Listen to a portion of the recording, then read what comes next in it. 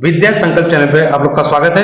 देखिए previous year का question हम लोग इस चैनल पे कराते हैं और इसके अलावा भी प्लेलिस्ट में सीरीज है वो स्टैटिक जीके से संबंधित है। तो आज यूपी लेखपाल का हम लोग देखेंगे। कोई भी एग्जाम क्रैक करना हो आपको तो 10 साल पीछे का प्रीवियस ईयर रिवीजन कर लीजिए और पक्का आपको ज्यादा से ज्यादा मार्क्स लाएंगे। तो यूपी लेखपाल का 2015 में जो पूछा गया है पीवाईक्यू, उसको एमसीक्यू फॉर्म में देखते हैं। 25 रहेगा, इतना ही पूछता है। किसके लिए? लेखपाल के लिए। एक्सप्लेन के साथ चलेंगे। आइए प्रारंभ करते हैं। उत्तर प्रदेश के किस जिले में पुरुषों से महिलाओं का अनुपात, लिंगानुपात सबसे अधिक है? देखिए उस टाइम का बात है, ये 13 सितंबर 2015 को हुआ था एग्जाम, तो उस समय का है। तो देखिए ये ऑप्शन होगा सी, यानी जौनपुर। देखिए 2011 की जनगणना के अनुसार उत्तर प्रदेश के जौनपुर जिले का लिंगानुपात सबसे ज्यादा है, यानी 1000 पुरुषों पे 1024 महिलाएं उस टाइम थी। चलता है अगला प्रश्न है, उत्तर प्रदेश में भूमापन यानी लैंड मेजरमेंट के तहत 1 बीघा कितने विश्व के बराबर होता है? तो बिल्कुल इजी है, आप लोग जानते होंगे क्योंकि लेखपाल से संबंधित है, राजस्व का प्रश्न पूछेगा ही। तो ये है ऑप्शन सी सही होगा, 20 विश्व का 1 बीघा होता है। देखिए उत्तर प्रदेश में पारंपरिक भूमि मापन प्रणाली के अनुसार 1 बीघा टोटल कितना होता है? 20 विश्व के बराबर होता है। चलते आगे। अगला प्रश्न है, पूसा रूबी निम्नलिखित में से किस सब्जी या फसल की एक उन्नत किस्म है? तो यह है टमाटर की। देखिए पूसा रूबी भारतीय कृषि अनुसंधान संस्थान द्वारा विकसित टमाटर की एक अत्यधिक लोकप्रिय और उन्नत किस्म है। पैदावार अच्छा होता है, खाने में टेस्टी होता है। चलते आगे। अगला प्रश्न है, चमड़े की वस्तुओं के लिए उत्तर प्रदेश के कौन से 2 जिले सबसे प्रसिद्ध हैं? तो ये देखिए है ऑप्शन डी सही होगा इसमें, आगरा और कानपुर। देखिए उत्तर प्रदेश के आगरा और कानपुर शहर अपने बड़े पैमाने पर चमड़े और उद्योगों और निर्यात के लिए दुनिया भर में प्रसिद्ध हैं।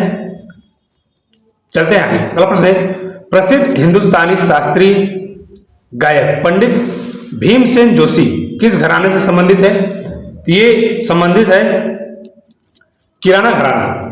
देखिए भारत रत्न से सम्मानित पंडित भीमसेन जोशी शास्त्रीय संगीत के किराना घराना से संबंधित है कि मुख्य स्तंभ ही इस घराने के ये मुख्य स्तंभ माने जाते हैं। चलते हैं आगे। अगला प्रश्न है, अंतर्राष्ट्रीय चावल अनुसंधान संस्थान यानी IRRI कहाँ स्थित है? तो ये स्थित है मनीला, फिलीपींस में। देखिए अंतर्राष्ट्रीय चावल अनुसंधान संस्थान का मुख्यालय फिलीपींस की राजधानी मनीला में है। चलते आगे। अगला प्रश्न है, कंप्यूटर प्रणाली में ALU का पूर्ण रूप यानी फुल फॉर्म क्या होता है? यह होता है, देखिए ऑप्शन बी सही होगा। तो इसका होगा ALU यानी अर्थमेटिक्स लॉजिक यूनिट। देखिए ALU क्या करता है? कंप्यूटर की सभी गणितीय और तार्किक गणनाएं करता है। चलते आगे। अगला प्रश्न है, इंसुलिन की कमी या खराबी के कारण मानव शरीर में कौन सा रोग होता है? यह होता है मधुमेह यानी डायबिटीज। देखिए अग्नाशय यानी पेंक्रियास से इंसुलिन का सही मात्रा में स्राव न होने पर रक्त में शुगर बढ़ जाता है यानी शर्करा बढ़ जाता है, जिससे क्या होता है? डायबिटीज, मधुमेह रोग हो जाता है। चलते आगे। अगला प्रश्न है, किस आंदोलन के दौरान गदर क्रांति छिड़ने का सबसे महत्वपूर्ण कारण माना जाता है? तो माना जाता है कामागाटा मारू घटना। देखिए वर्ष 1914 का समय था। कामागाटा मारू कनाडा का पोत घटना से प्रवासियों से भरी आक्रोश, तो प्रवासियों में भारी आक्रोश पैदा किया, जिससे क्या हुआ? गदर हुआ यानी तत्कालीन गदर क्रांति हुआ। अब ये कामागाटा मारू क्या है, इसको देख लेते हैं। देखिए कामागाटा मारू ये घटना क्या है? भाप शक्ति से चलने वाली एक समुद्री जहाज का नाम था, जो इतिहास में कामागाटा मारू कांड यानी 1914 से प्रसिद्ध है। यह घटना भारतीय प्रवासियों यानी इमिग्रेशन के इतिहास और ब्रिटिश साम्राज्य के नस्ली भेद के खिलाफ संघर्ष का एक बेहद महत्वपूर्ण अध्याय है। देखिए घटना की शुरुआत कैसे हुई? जहाज एक किराए पर ले गए। हांगकांग में रहने वाले एक सिख व्यवसायी बाबा गुरदत्त सिंह ने एक जहाज लिया जिसका नाम कामागाटा मारू था, किराए पर लिया, और इस जहाज में पंजाब के 376 यात्री सवार थे। जिसमें 340 सिख, 24 मुस्लिम और 12 हिंदू थे। ये सभी लोग कनाडा के वैंकूवर शहर में बसने के लिए रवाना हुई। वे कनाडा के भेदभाव और प्रवासी कानून यानी कंटिन्यूअस जर्नी रेगुलेशन को चुनौती देना चाहते थे। इस कानून के मुताबिक केवल वही प्रवासी कनाडा में प्रवेश कर सकते हैं जो अपने देश से बिना रुके सीधे कनाडा पहुंचे हो। उस समय भारत से तकनीकी रूप से यह नामुमकिन था। देखिए गतिरोध का कारण, देखिए जहाज 23 मई 1914 को वैंकूवर यानी ब्रिटिश कोलंबिया पहुंचा। कनाडा के अधिकारियों ने यात्रियों को जहाज से उतरने की अनुमति नहीं दी। केवल 24 यात्रियों को ही कनाडा में प्रवेश मिला जो पहले से वहां के निवासी साबित हुए थे। लगभग 2 महीने तक जहाज समुद्र में खड़ा रहा। यात्रियों को भोजन, पानी और दवाओं की भारी किल्लत झेलनी पड़ी। अंत में 23 जुलाई 1914 को कनाडा के नौसेना के सुरक्षा में जहाज को भारत के लिए मजबूरन वापस कर दिया गया। तो ये घटना रहा। चलते हैं आगे। अगला प्रश्न है, मिट्टी का कटाव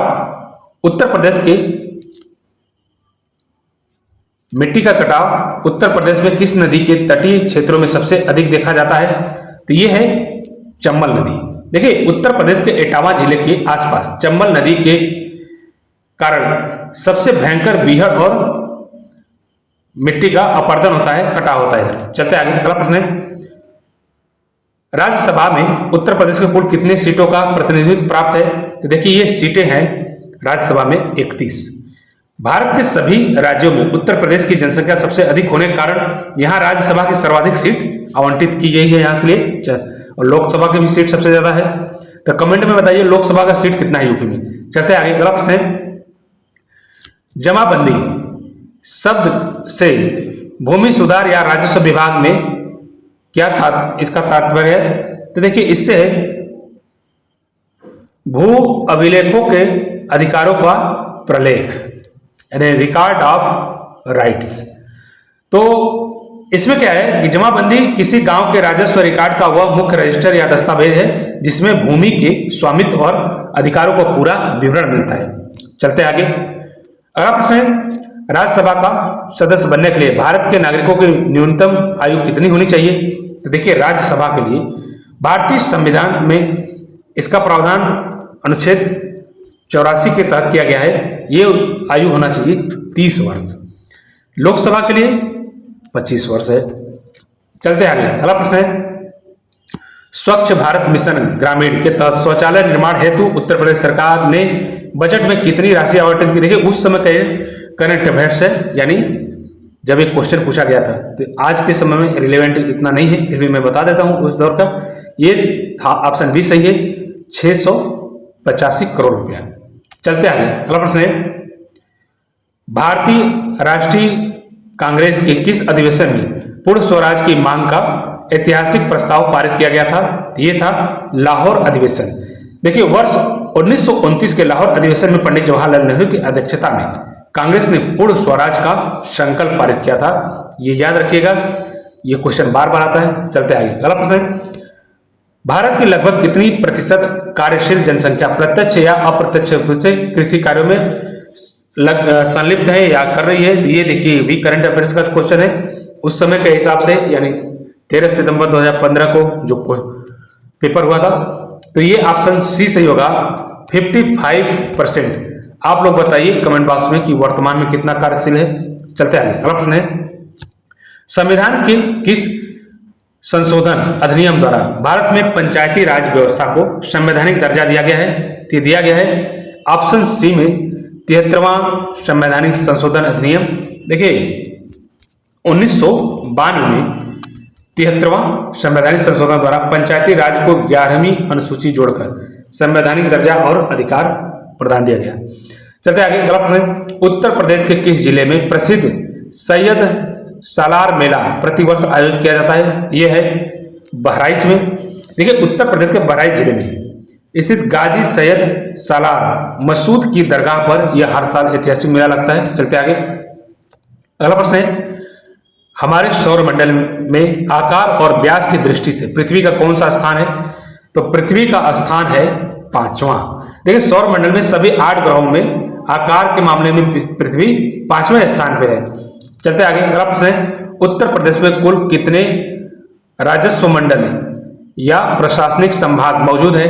तो ये हैं 18 मंडल है। देखिए प्रशासनिक विकेंद्रीकरण और राजस्व प्रबंधन को सुचारू रूप से चलाने के लिए उत्तर प्रदेश की सरकार ने 18 मंडलों में इसे विभाजित किया है। चलते आगे, अगला प्रश्न है, केंद्र सरकार द्वारा शुरू की गई सांसद आदर्श ग्राम योजना यानी SAGY का शुभारंभ किसके जन्मदिन पर किया? तो ये भी करंट अफेयर से संबंधित है। देखिए आप लोग करंट अफेयर से भी देखिए किसी ने क्वेश्चन आ रहे तो इस चैनल पे पर डे करंट अफेयर्स का हम लोग सीरीज चलाते हैं पर डे और उसका एक्सप्लेन करते हैं। साथ ही साथ एक क्वेश्चन के पीछे 2-4 क्वेश्चन ऐसा होता है जो कि आपको स्टैटिक जीके को डायरेक्ट प्रभावित करता है। तो आप लोग जरूर प्लेलिस्ट पे जाइए और कंटिन्यू देखिए, सब्सक्राइब करेंगे, बेल आइकन दबाएंगे तो आपको नोटिफिकेशन ऑलरेडी मिल जाएगा। टाइम है सुबह का 5:30 बजे, आपको पर डे ये सीरीज मिलेगा। तो देखिए ये है, इसमें ऑप्शन बी सही होगा, जयप्रकाश नारायण। देखिए 11 अक्टूबर 2014 को लोक नायक जयप्रकाश नारायण की जयंती के अवसर पर प्रधानमंत्री मोदी द्वारा इस योजना की शुरुआत की गई।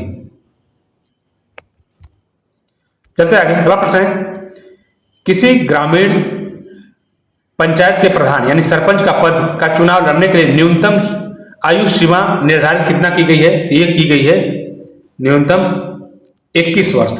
देखिए भारतीय पंचायत राज नियमों के तहत स्थानीय निकाय या ग्राम पंचायत का चुनाव लड़ने के लिए प्रत्याशी का आयु कम से कम 21 वर्ष होना चाहिए। चलते आगे, अगला प्रश्न है, राष्ट्रीय ग्रामीण रोजगार गारंटी योजना का नाम बदलकर मनरेगा किस वर्ष किया गया? तो ये देखिए ऑप्शन सी सही होगा इसमें, 2009 में 2 अक्टूबर 2009 को महात्मा गांधी की जयंती के अवसर पर नरेगा योजना के आगे महात्मा गांधी शब्द जोड़ा गया, तो इसे अब मनरेगा इस तरह से इसका नाम हो गया। चलते आगे, अगला प्रश्न, उत्तर प्रदेश का एकमात्र शास्त्रीय नृत्य निम्नलिखित में से कौन सा है? तो ये बहुत इंपॉर्टेंट क्वेश्चन है, तो यह है कथक। देख कथक उत्तर प्रदेश ये कथक देखिए उत्तर भारत विशेषकर उत्तर प्रदेश की प्राचीन नृत्य शैली है जिसका विकास लखनऊ घराने के बड़े पैमाने पर हुआ है। चलते आगे, अगला प्रश्न है, उत्तर प्रदेश राजस्व विभाग के अंतर्गत प्रत्येक जिले का सर्वोच्च राजस्व अधिकारी कौन होता है? तो वह होता है जिला कलेक्टर यानी डीएम, डिस्ट्रिक्ट मजिस्ट्रेट।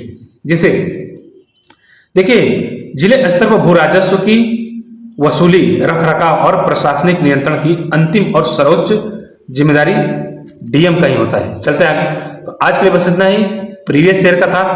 देखिए इसी तरह ऑल वनडे एग्जाम का हम लोग प्रीवियस ईयर कराते हैं, 10 साल का पूरा, एकदम ठोक के परीक्षा में जाइए, निकाल के एग्जाम आइए। Thank you for watching. Subscribe कर लीजिए, इसके पहले लाइक कर लीजिए, कमेंट करिए, अगर कुछ और चाहिए तो और दोस्तों का साथ शेयर करिए ताकि उनको भी लाभ मिले। Thank you for watching.